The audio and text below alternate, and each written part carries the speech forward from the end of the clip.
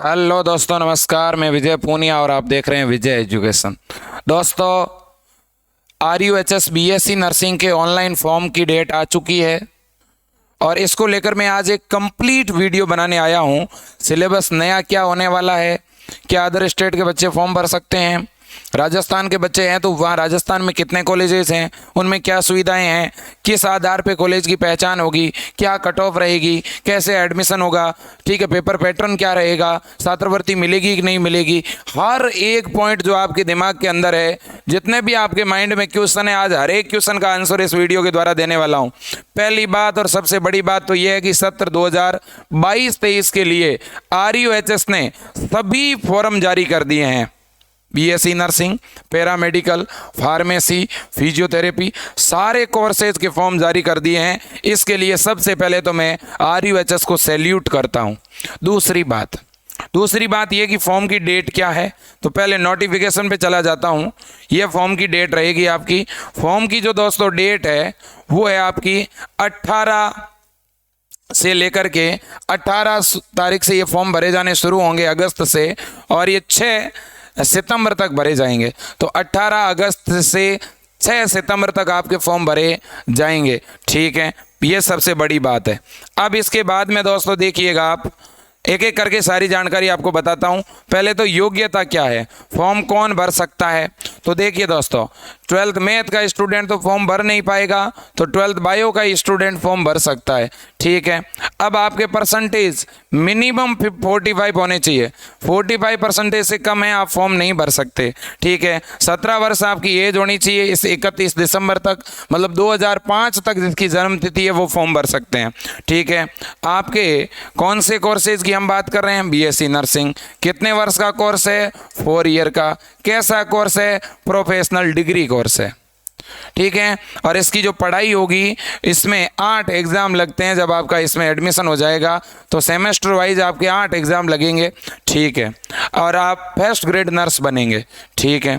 इसके बाद में दोस्तों मैं अगर बात करूं पेपर पैटर्न की, पहले बात करूंगा सिलेबस की। Physics, chemistry, bio. आपके फिजिक्स, केमिस्ट्री, बायो के कितने क्वेश्चन आएंगे, 33 फिजिक्स के, 33 केमिस्ट्री के, 34 बायो के, टोटल 100 क्वेश्चन रहेंगे। नेगेटिव मार्किंग नहीं रहेगी। पेपर हिंदी और इंग्लिश दोनों मीडियम में आएगा, ठीक है ना। पेपर हिंदी मीडियम में भी रहेगा बच्चों और इंग्लिश मीडियम में, तो दोनों ही मीडियम के अंदर आपका पेपर होने वाला है, ठीक है। इसके बाद में दूसरी बड़ी बात यह है कि आपका पेपर का पैटर्न क्या रहेगा, सिलेबस में क्या आएगा। सिलेबस में 12th की फिजिक्स, केमिस्ट्री और बायो आएगी, और वो भी NCERT की आने वाली है, ठीक। वैसे तो NCERT और RBSC में कोई फ़र्क नहीं है, केवल बायो के कुछ टॉपिक में फ़र्क है, ठीक है। अब जो बच्चे जिन्होंने RBSC से 12वीं की है वो भले ही RBSC का पढ़ सकते हैं, और जिन्होंने NCERT से की है वो 12th NCERT की पढ़िएगा। क्लियर बात, कोई दिक्कत नहीं। अब सुनिएगा, अब आगे बढ़ते हैं। नेगेटिव मार्किंग है नहीं आपकी, सबसे बड़ी बात तो यही है, ठीक है।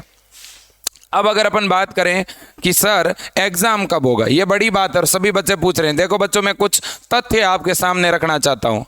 सबसे पहला जो एग्ज़ाम होगा वो होगा फार्मेसी का। फार्मेसी के जस्ट बाद में पैरामेडिकल का एग्ज़ाम होगा। पैरामेडिकल के बाद में BPT यानी फिजियोथेरेपी का एग्ज़ाम होगा। ये 3 एग्ज़ाम जो है दोस्तों ऑनलाइन होंगे, CBT बेस होंगे, कंप्यूटर बेस एग्ज़ाम होंगे। इन एग्ज़ाम के बाद होगा एग्ज़ाम आपका BSc नर्सिंग वाला। इसलिए BSc नर्सिंग का एग्ज़ाम जो है 101% दोस्तों अक्टूबर के अंदर होगा। सितंबर में किसी भी कंडीशन में नहीं हो सकता, क्योंकि सितंबर तक तो आपके ये फॉर्म चलेंगे दोस्तों। डेट बढ़ेगी, करेक्शन की डेट आएगी, ठीक है ना, और भी कुछ चीज़ें हैं जो चलती रहेगी, ठीक है ना। तो अक्टूबर के अंदर आपका एग्ज़ाम होगा, ठीक है। यह बात बहुत बड़ी है और महत्वपूर्ण है, ठीक है। अब दोस्तों फॉर्म मैंने बता दिया आपको। अब एग्ज़ाम जो BSc नर्सिंग का है वो कंप्यूटर बेस होगा कि ऑफलाइन होगा। आपका एग्ज़ाम ऑफलाइन होगा, OMR सीट पर होगा। RUHS का ये एकमात्र ऐसा एग्ज़ाम है BSc नर्सिंग जो ऑफलाइन होता है, ठीक है भाई। इसके बाद में अपन बात करते हैं क्या अदर स्टेट के बच्चे फॉर्म भर सकते हैं। यस, बिल्कुल भर सकते हैं, और अदर स्टेट के बच्चों के लिए 15% का एक कोटा भी निर्धारित किया गया है। वैसे ये जो कोटा है अदर स्टेट के बच्चे नहीं मिलने पर राजस्थान के बच्चों को भी दे दिया जाता है, ठीक है। अब दोस्तों, क्या बच्चे अगर एडमिशन होता है किसी स्टूडेंट का, SC ST BPL के बच्चों को क्या स्कॉलरशिप मिलती है? बिल्कुल। इस बार जिस बच्चे का जो अभी फॉर्म भर रहे हो बेटा आप, अगर आप फॉर्म भर के चाहे गवर्नमेंट में जाओ चाहे प्राइवेट में जाओ, आपकी जितनी भी फीस लगेगी वो पूरी की पूरी फीस आपको वापस मिल जाएगी छात्रवृत्ति के रूप में, स्कॉलरशिप के रूप में। ठीक है, SC ST और BPL, इन 3 कैटेगरी में आने वाले बच्चे और दिव्यांग कैटेगरी में आने वाले बच्चे, इनको पूरी की पूरी फीस स्कॉलरशिप के रूप में रिफंड होगी। एक भी पैसा आपका बेटा लगने वाला नहीं है। तो आपको तो पढ़ाई आज से अभी से शुरू कर देनी है। ठीक है, अब देखिएगा, अब विजय एजुकेशन ऐप के ऊपर दोस्तों आपको 790 रुपए के अंदर RUHS का पूरा कंप्लीट सिलेबस मिल रहा है, और जिसमें आपको लाइव क्लासें, साथ ही साथ कुछ रिकॉर्डेड क्लासें, प्रैक्टिस के लिए मॉडल पेपर, प्रैक्टिस के लिए ऐप के ऊपर डेली टेस्ट सीरीज, सारी सुविधाएं आपको मिल रही है। अगर कोई बच्चा सिलेक्शन लेना चाहता है तो वो विजय एजुकेशन से जुड़े। हमारे पढ़ाने का तरीका, हमारी जो फैकल्टी है दोस्तों, कई वर्षों से कंटिन्यू नर्सिंग फील्ड में काम कर रही है, बहुत अनुभव है, मैं सीधे शब्दों में कहना चाहता हूं। ठीक है, अगर आप सिलेक्शन चाहते हैं आप विजय एजुकेशन से जुड़िएगा। ठीक है, एक अगस्त बैच है और एक जुलाई बैच है, दोनों में से कोई भी बैच आप ले सकते हो। दोनों ही बैच में आपके एग्जाम से पहले सिलेबस होगा और मेन टॉपिक का रिवीजन होगा। क्लियर? बिल्कुल। अब देखिएगा दोस्तों, मैं बात करना चाह रहा हूं कॉलेजों की, कि अब सर कॉलेज कितने हैं? तो देखो 35 तो आपके राजस्थान में कैसे कॉलेज है भैया? गवर्नमेंट। और 150 कैसे कॉलेज है? प्राइवेट। अब कुछ बच्चे पहले से ही जो है प्राइवेट कॉलेजों में एडमिशन ले रहे हैं। मैं उन सभी बच्चों को कहना चाहता हूं, बेटा पहली बात तो प्राइवेट कॉलेज में एडमिशन लेना ही नहीं है, सीधा डायरेक्ट मत लो, आप एग्जाम दे करके फिर लो। अगर डायरेक्ट लोगे तो 1 आध लाख रुपए डोनेशन देना पड़ेगा, और परीक्षा दे करके लोगे तो वो फालतू के चार्ज नहीं लगेंगे आपके। ठीक है, और इस बार तो भैया राजस्थान में इतने ज़्यादा गवर्नमेंट कॉलेज है कि आपका गवर्नमेंट में ही हो जाएगा, तो क्यों प्राइवेट में लाखों रुपए खर्च कर रहे हो? क्योंकि प्राइवेट कॉलेजों में कमियां क्या है मैं बता देता हूँ। ठीक है, कमियां मैं बताता हूं, फिर आप इस बात को समझना। आप जिस प्राइवेट कॉलेज में एडमिशन ले रहे हैं, पहले ये देखना कि उसकी INC से मान्यता है कि नहीं है।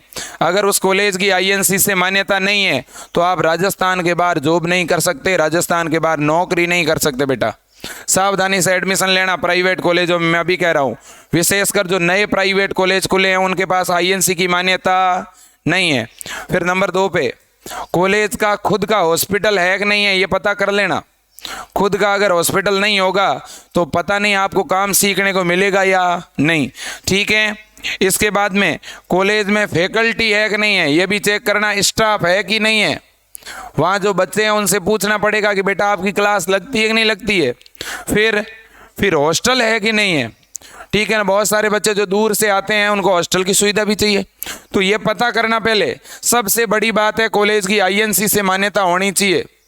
ठीक है ना, जिसकी INC से मान्यता नहीं है उसमें एडमिशन नहीं ले, मेरा ये मानना है। अब देखिएगा, अब मैं बात करना चाहूँगा बच्चों आपके डॉक्यूमेंट की, कि सर फॉर्म भरने के लिए कौन से डॉक्यूमेंट चाहिए। देखो बच्चों, फॉर्म भरने के लिए कोई भी डॉक्यूमेंट नहीं चाहिए, केवल एक फ़ोटो चाहिए और साइन करनी है आपको, और 10वीं और 12वीं के कितने नंबर है, क्या रोल नंबर है, वो फिल करने हैं बस। लेकिन कुछ डॉक्यूमेंट है जो कुछ दिनों के बाद चाहिएंगे, तो वो अभी से बना के रख लो। आप क्या बना के रखना है? देखो, एक तो जाति प्रमाण पत्र बना के रख लो बच्चों, एक मूल निवास, आधार कार्ड, फोटो। ठीक है, इसके अलावा अपनी TC स्कूल से लेके आ जाओ, चरित्र प्रमाण पत्र यानी CC, प्रवचन प्रमाण पत्र यानी माइग्रेशन, मार्कशीट 12वीं की और 10वीं की। और इसके अलावा देखो, इसके अलावा दोस्तों अगर आपके 12वीं के बीच में गैप है, 1-2 साल पहले 12वीं की है, तो आपको एक गैप सर्टिफिकेट बनाना पड़ेगा 100 रुपये के स्टाम्प के ऊपर। ठीक है ना, और एक हेल्थ सर्टिफिकेट भी बनाना पड़ेगा एडमिशन के लिए। गैप सर्टिफिकेट और हेल्थ सर्टिफिकेट, ये दोनों आपको एग्ज़ाम के बाद में बनाने हैं। कब? एग्ज़ाम के बाद बनाने हैं। ठीक है, अब बच्चे पूछेंगे सर एग्ज़ाम का सेंटर कहाँ रहेगा, ये भी बहुत सारे बच्चों का क्वेश्चन है। ठीक है, ये तो मैंने बता दिया, पेपर तो हिंदी और इंग्लिश दोनों ही मीडियम में आएगा, छात्रवृत्ति के बारे में मैंने बता दिया। ठीक है, अब बहुत सारे बच्चे कह रहे हैं कि सर एग्ज़ाम का मीडियम क्या रहेगा। ठीक है ना, अब सुनिएगा, हाँ, अब मैं आपको दोस्तों बताना चाहता हूँ कि एग्ज़ाम का सेंटर, एग्ज़ाम आपका सेंटर जो है जयपुर रहेगा। सबसे पहला जो सेंटर है वो तो आपका जयपुर ही रहने वाला है, लेकिन इस बार जयपुर के बाहर भी सेंटर दिया जा सकता है, ठीक है ना। सेंटर जयपुर के बाहर भी दिया जा सकता है, क्योंकि इस बार थोड़े फॉर्म ज़्यादा आएंगे। पिछली बार 27-28 हज़ार फॉर्म आए थे, इस बार लगभग 40 हज़ार फॉर्म आएंगे, ठीक है ना। तो एग्ज़ाम का सेंटर जयपुर के बाहर भी दिया जा सकता है, जैसे जोधपुर, बीकानेर, अजमेर, इन स्थानों पे दिया जा सकता है, लेकिन ज़्यादा संभावना जयपुर की है। समझ रहे हो बात को? बिल्कुल। अब सर ये जो फॉर्म है इसकी फ़ीस क्या रहेगी? फॉर्म की फ़ीस दोस्तों 1500 से लेकर के 2000 के बीच में रहने वाली है आपकी, ठीक है। और जो SC/ST कैटेगरी के बच्चे हैं उनकी 900 रुपये तक भी हो सकती है। तो 1000 से 2000 के बीच में, क्योंकि कुछ कैटेगरी में 1000 रुपये लगेंगे और कुछ कैटेगरी में 2000 लगेंगे, ठीक है। बिल्कुल। और आपके लिए दोस्तों BSc नर्सिंग है। वैसे 3 तरह की नर्सिंग है, BSc nursing, post basic BSc nursing और MSc नर्सिंग।